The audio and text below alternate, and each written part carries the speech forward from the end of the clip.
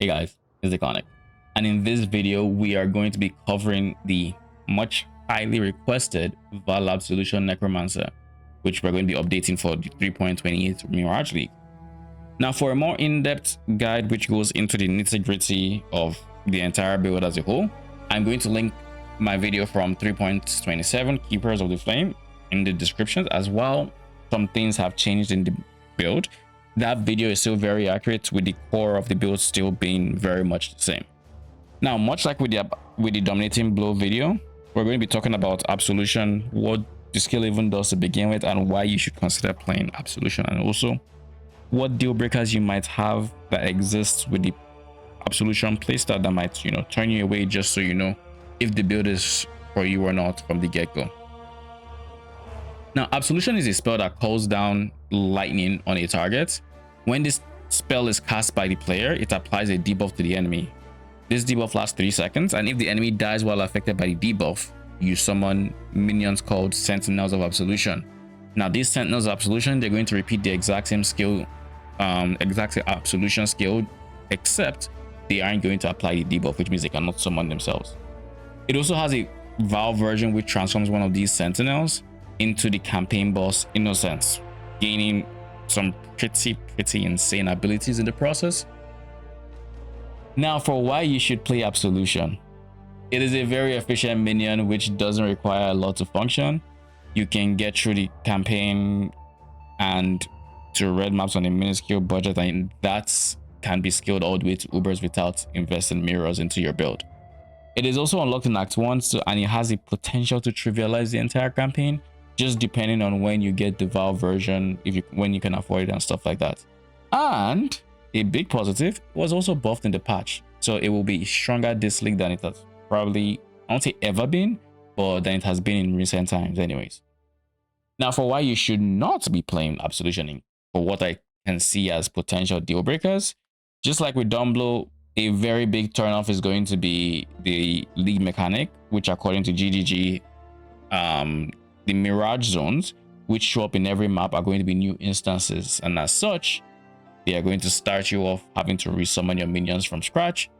And again, just like with Dumblow, it's not a big issue because resummoning becomes very quick, especially once you get to the higher budgets and whatnot.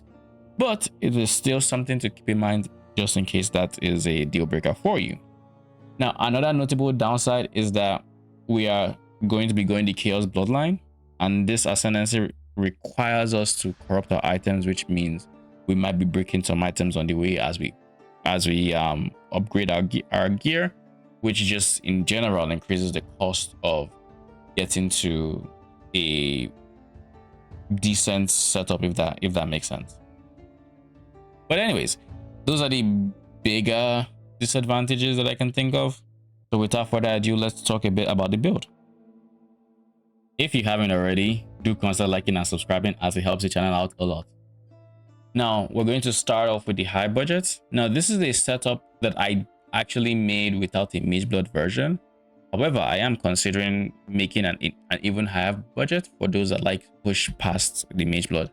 But anyways, this is the highest budget currently made, and it is pre-Mageblood, so it's still using a Darkness Enthroned, and we're going to be going over the core of it as quickly as we can without, spending too much time here. So standard tree, something to keep in mind for Absolution is that duration scaling is very important. Unlike Dominating Blow, it has a soul gain prevention for the Val version that is longer than its base duration, which means there's 2 ways you could try to make your Val permanent. Dumblow has it permanent by default. Absolution does not. So the first one is by increasing minion duration specifically, which doesn't touch skill soul gain prevention duration, to then get it so the minion lasts a bit longer than this prevention, so you can potentially get souls and get your Val version before he expires. That was a very viable method during free share. However, outside of free share, it is still possible, but the windows are kind of a bit on the tighter side, and I think it's just much more comfortable to go the second variant, which is to scale your minion duration to the point where It doesn't matter how long you're locked out for, so long as you can finish your map in, I want to say like 5 to like 8 Val Absolution durations, you're chilling. And this way you skill effect duration, which also skills soul game prevention duration. So before you cast, you have to have your maximum number of souls, just so you can bear to be in that map for a long period of time without having to spend a portal to reset your soul game prevention. But anyways, all this to say, we are going for the second one, which is scaling duration. By scaling duration, we are able to get our Val Absolution up to a 44 second. Now, keep in mind, I'm pretty sure that they buffed the base duration of Val Absolution from 15 seconds to 20 seconds. So this 44 second duration you see here in the new patch will actually be 60 seconds, and soul game prevention will be basically this slightly lower because of a POB bug that we're not going to get into.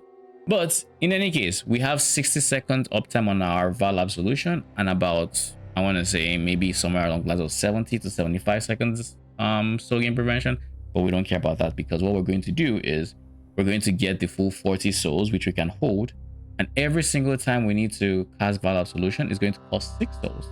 So then that would allow us to go more or less 6 casts without clicking anything else.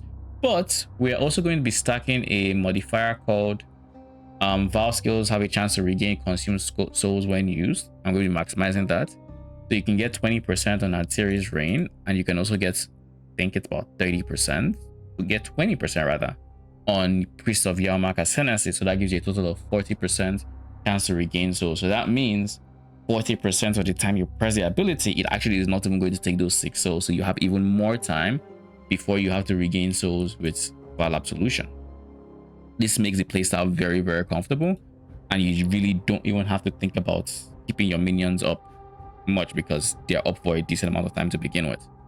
Now, like I said, because we are going to be going the Chaos Ascendancy, this Ascendancy this node, Corruption's Embrace, requires us to corrupt our items in order to gain the benefits.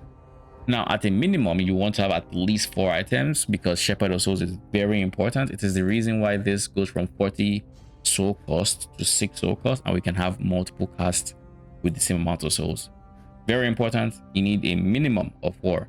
Now you can choose to go for the 6. It's a very, very good defensive buff, because the Everlasting Sacrifice, it basically, whenever your ES gets full, it empties out and gives you +5 max all res for 4 seconds essentially.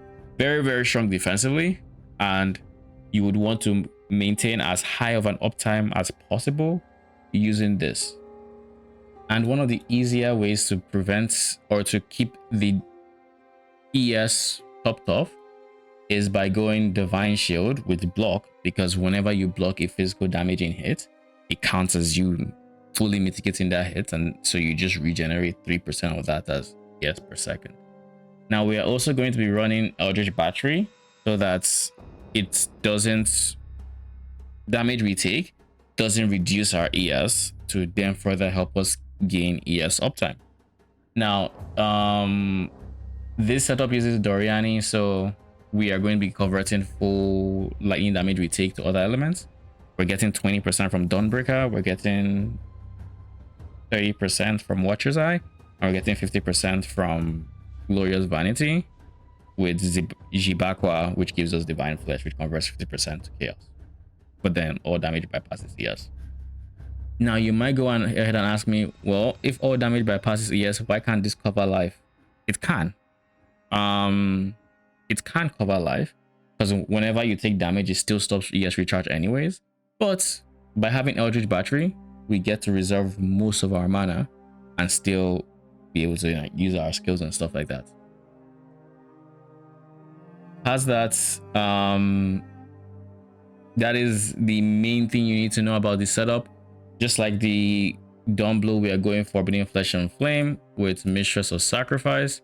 This one, unlike Dawnblow, you cannot use Unnatural Strength, so you would be either using Mistress of Sacrifice as an FNF, or you'd be using Bone Barrier, but those are your only 2 options for Forbidden Flesh and Flame. But whichever is cheaper, you can go for it with little to no consequence. However, you do like the skill effect duration of this. So in the ideal universe, you would actually path to Mistress of Sacrifice and get Bone Barrier as a Forbidden Flesh and Flame. But this might be more expensive. But that's a bit of like min-maxy, so you don't really have to do it, but it's nice to do it if you. Then for skill gems, not much changes. We cannot use the league mechanic to imbue our Absolution because we're going for Val Corrupt, which is a different kind of corrupt than the imbued system, which if you don't know is this a system where you can imbue a level 1 support gem on the actual skill gem. And of course, PoB doesn't have support for this function yet, so we are going to have to simulate it in other ways. For example, I do believe minion life in this case is imbued on Stone Golem. You will notice I have it at level 1 and quality 0. That is the easiest way to identify imbued gems. I will leave them at level 1 and 0, and they could typically be supporting the level 20 in that skill setup. If there's more than one level 20, I'll have it in the notes, but typically anything like this one where there might be an imbue here, it wouldn't be on Ray Spectre, which needs to be 21, so it would obviously go on the Anime Guardian as an example of what I could do. But yeah, we are going to be using an AG. The AG is going to be using a typical Kingmaker setup with Mask of the Stitch Demon, an Explode Chest, Gravebind, Explode Boots. Very standard setup. Mask of the Stitch Demon really helps with the regen, yada yada yada. Very staple Explode AG setup. Then we also have the leveling POB, which is going to be what you would use to go from Act 1 all the way through Act 10, giving you step-by-step updates on the different acts. So you'll see Act 1, these are the points you're meant to get that are important. Act 2, it obviously goes up. Act 3, Act 4, so on and so forth, kind of giving you that bit of guidance through the campaign. And then for the skill gem setup, anything that's in red will typically be dropped. Anything that's in green is going to stay for a bit longer. If it's in red at the top, then you'll probably get rid of it before the end of the act. If it's in red after the mid, then you're probably getting rid of it after the act. So like in this case, we keep Holy Flame Totem until the end of Act 1, but then by the end of Act 1, we're typically getting rid of it. I try to keep that logic all true. So here's that. Now for the low budget, this one has the chaos bloodline, because you would want to have the chaos bloodline ASAP. That being said, you wouldn't actually be able to beat the Trial Master for a bit. So like the odds are you're going to have to go up until like reddish maps before you get your 4th Ascendancy, just so you can go back to tier 1 maps to fight Trial Master and get your Ascendancy. So pretty important. Otherwise, you do not actually have permanent Absolution without it. You kind of have to just make do with having him some other time, especially when you need single target. But until you get that Ascendancy, you don't have him perma.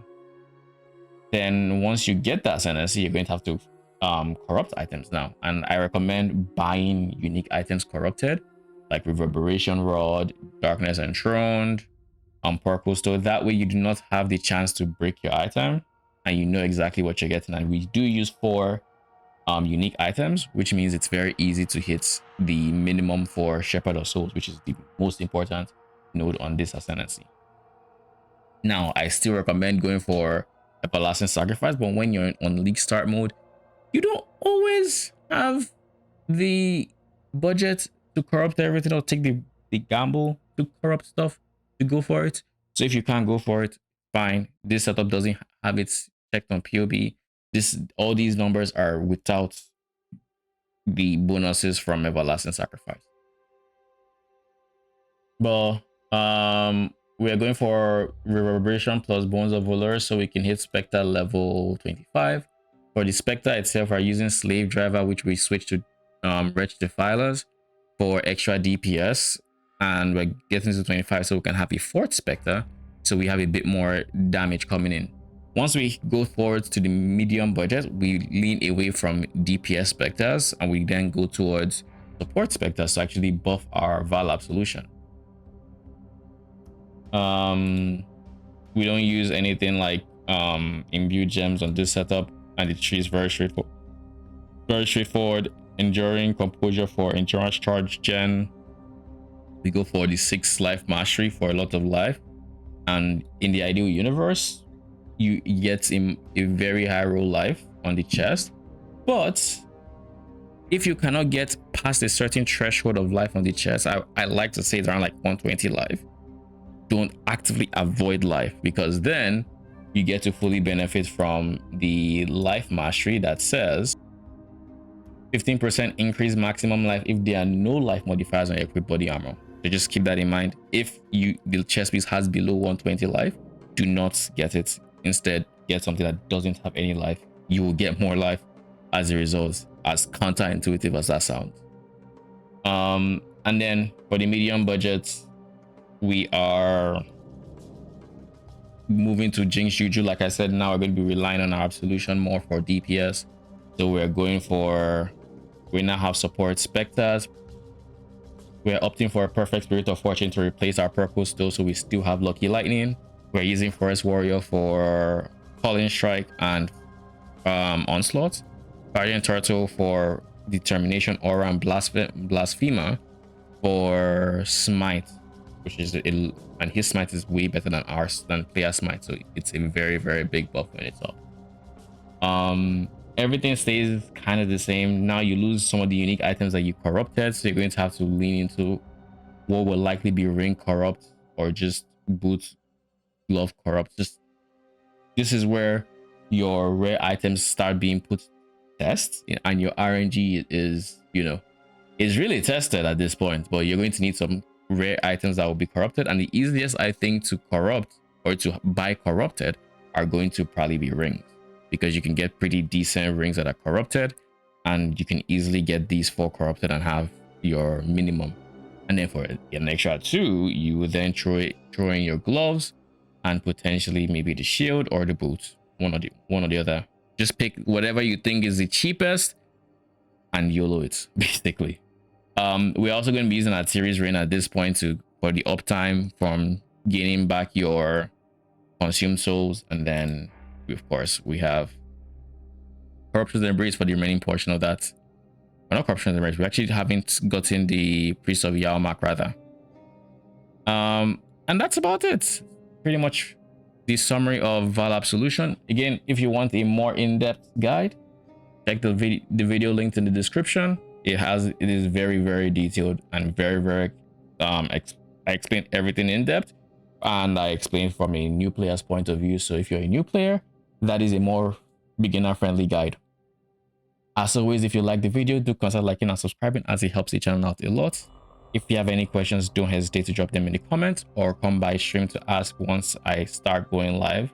I have been very, very busy the past week so far, so I actually haven't been able to stream too much, but the plan is to start streaming again as of tomorrow, and I'll always be there to potentially answer questions for you from that point on.